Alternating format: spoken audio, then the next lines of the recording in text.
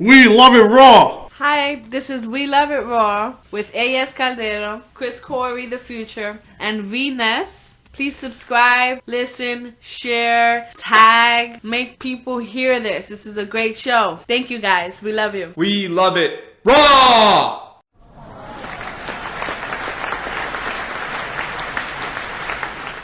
We love it raw!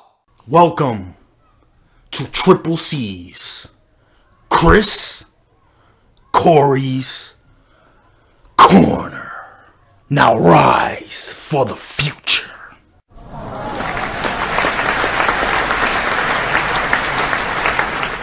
Saturday was the 4th of July, our independence for the United States. Fireworks were off, barbecues were a-grillin', fun times were being had, but not for the WWE superstars.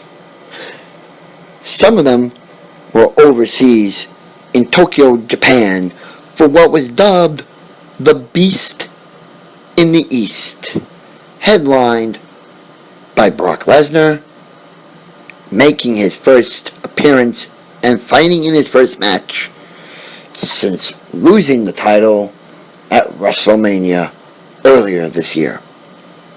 This was a showcase for the Tokyo faithful to see WWE live and in person for the very first time, and it was good to see that it was shown on the WWE Network.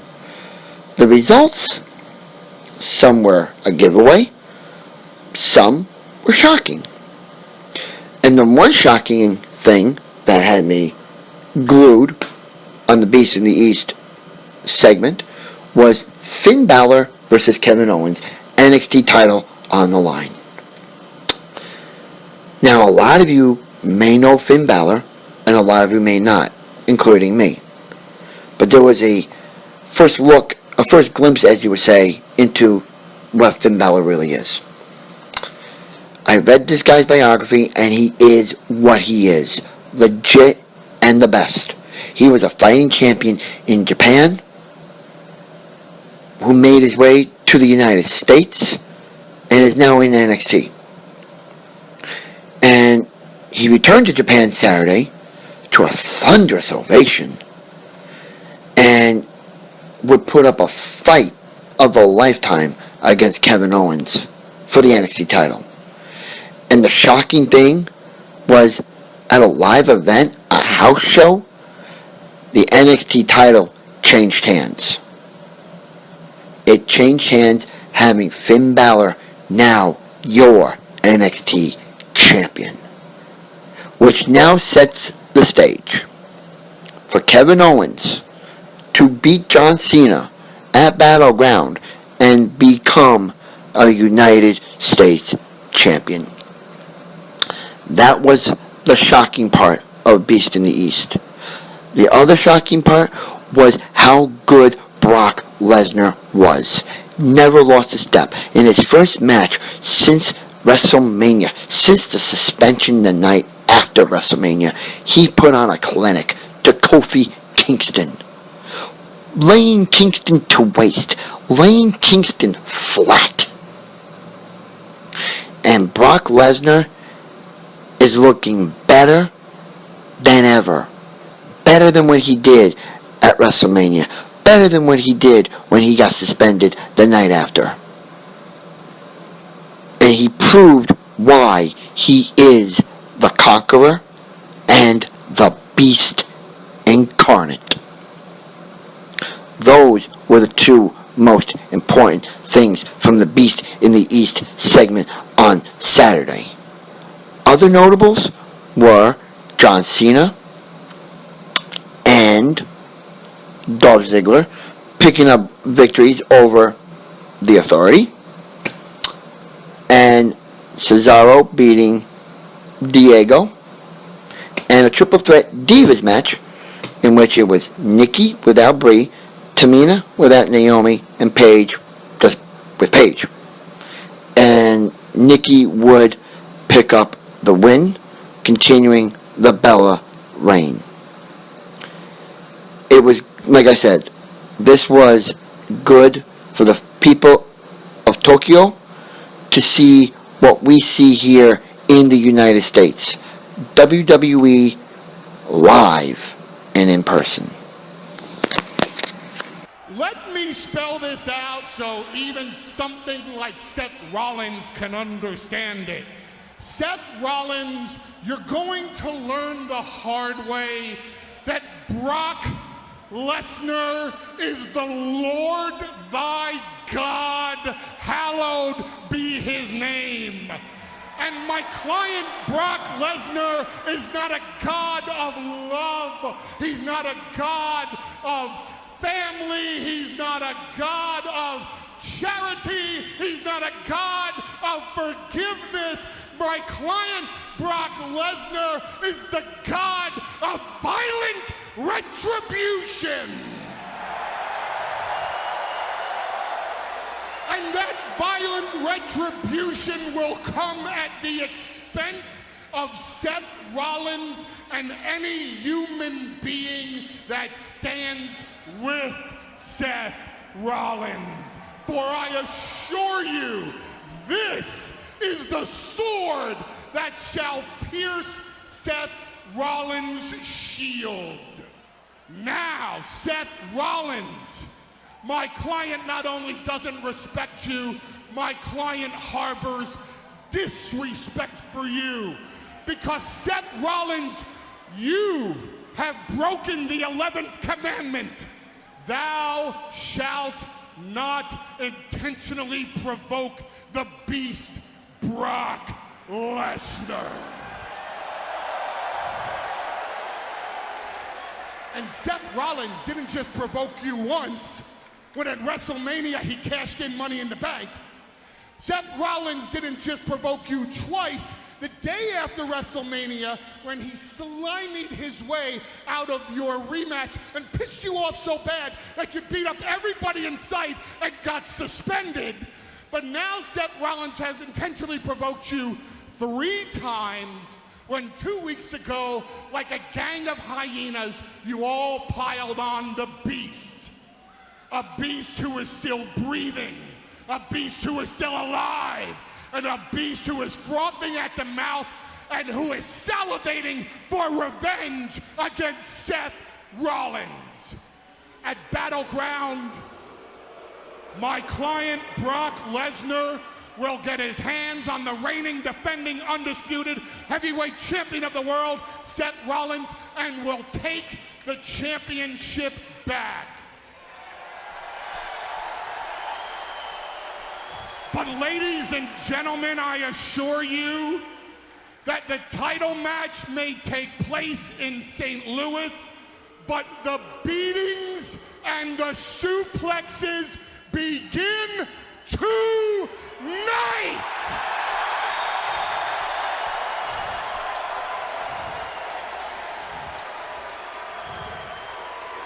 Because that beating and those suplexes will take place at the altar of the beast in this cathedral of retribution in the City Hall of Suplex City, also known as the All-State Arena in Chicago, Illinois.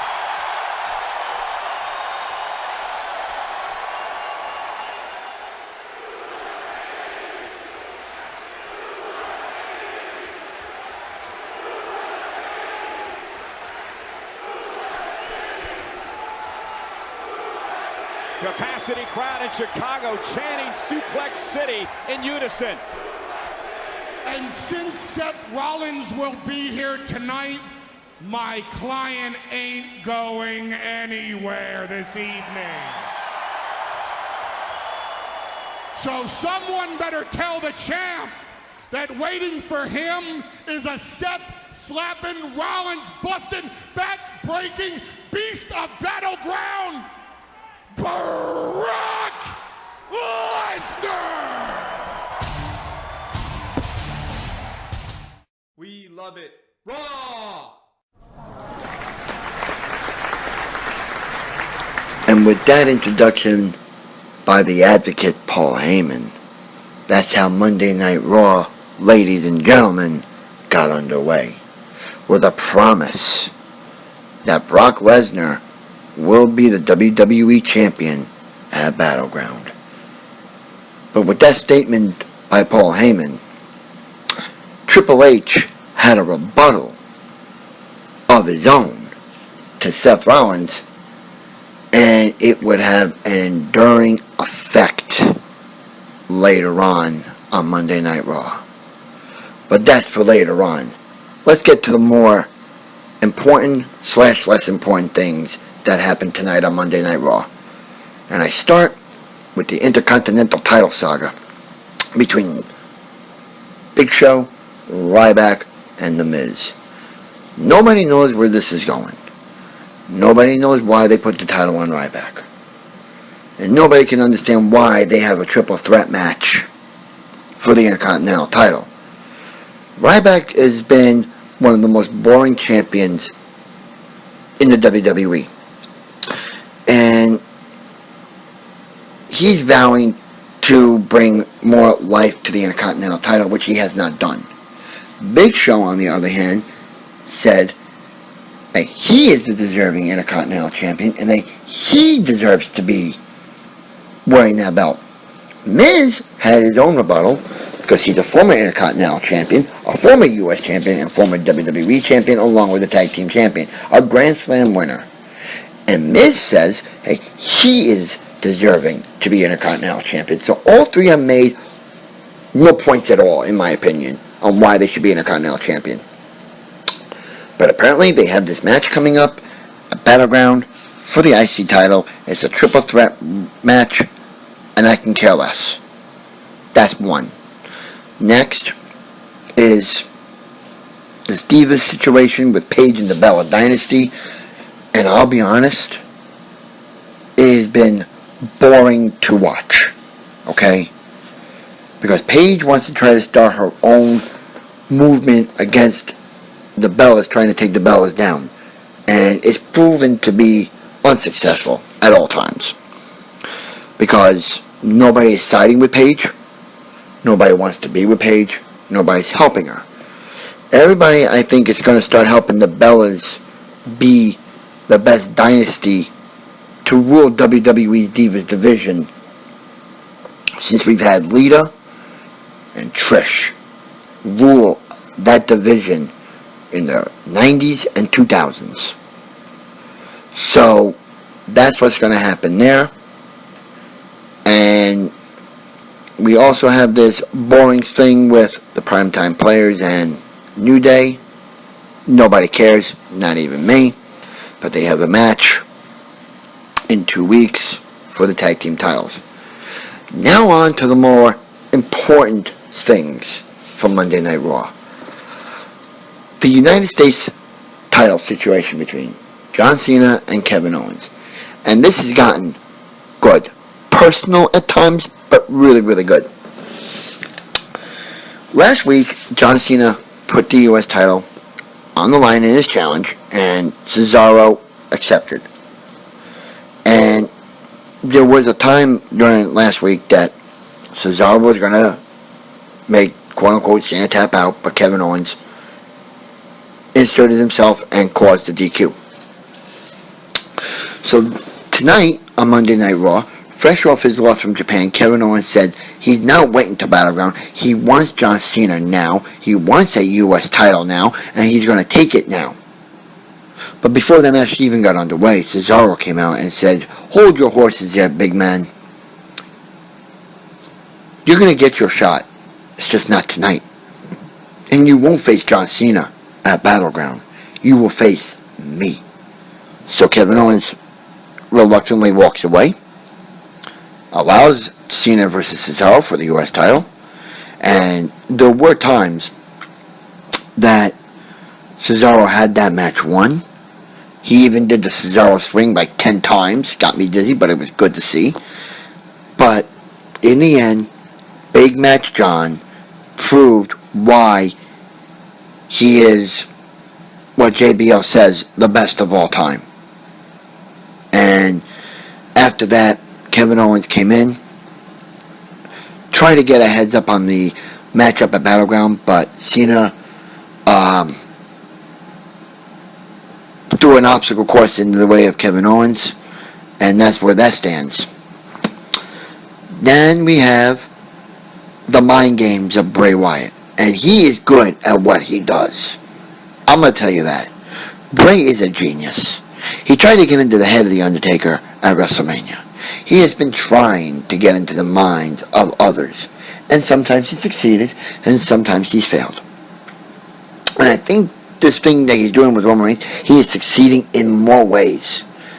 Because Roman Reigns has not been himself since the Bray Wyatt beatdown of last week. And you saw that lead into SmackDown, and you saw it tonight again on Monday Night Raw when Roman Reigns faced Mr. Money in the Bank, Sheamus. Now, Roman Reigns, I think, needs to get his head together, because you're going to face a man that is a manipulator, that knows what it takes to get you off your game.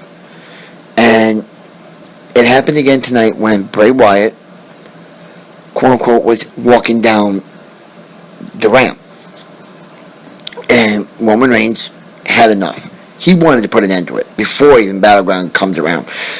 And he laid down what was apparently Bray Wyatt with the Superman punch, but it was an imposter. Bray Wyatt was on the Titantron, and he said those infamous words to Roman: anyone but you, Roman. Which then led to Sheamus winning the match by way of countout.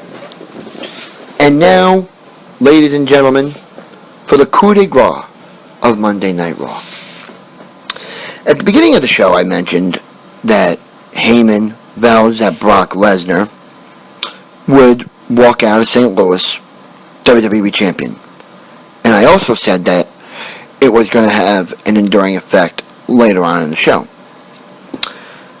What you're about to hear right now is the rebuttal to what Triple H wanted Seth Rollins to do, and that was irritate the Beast and call the Beast out. I want you to hear what Seth Rollins had to say. Please take a listen.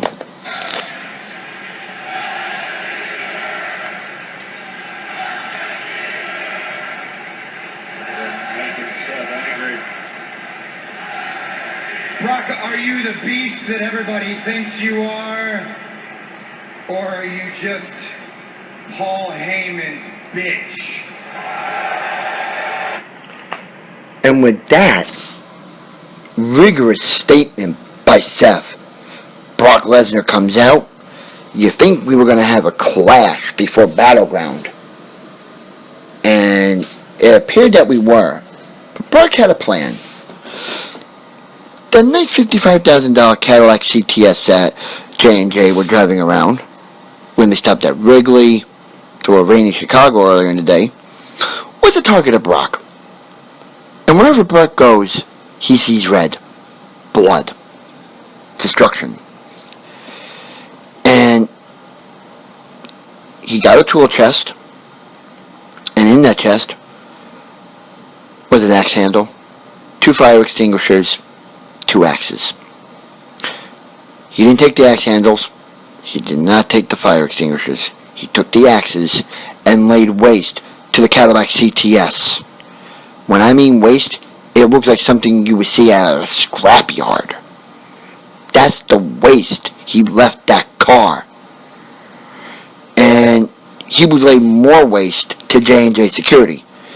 He would lay waste by locking in the Kimura lock to Jamie Noble and suplexing Joey Mercury through the windshield. But he wasn't done. He ripped the door completely off its hinges, flung the door, then set his sights on Seth Rollins. And for a man who's in his upper 30s, 37 to be exact, who's been through hell in UFC, has a lot of agility. He leaped over the third rope, chased Seth Rollins out of the Allstate Arena, And that was the last we saw of Seth Rollins. Brock comes back in, holds the WWE title high and proud to a thunderous ovation by the Chicago faithful.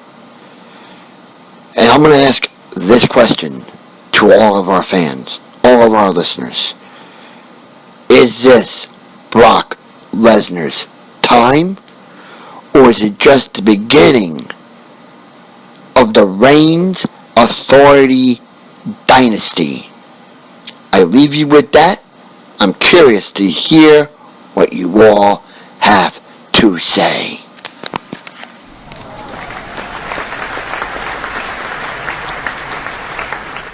We love it raw! That was Triple C's with the future. Keep it real and keep it raw.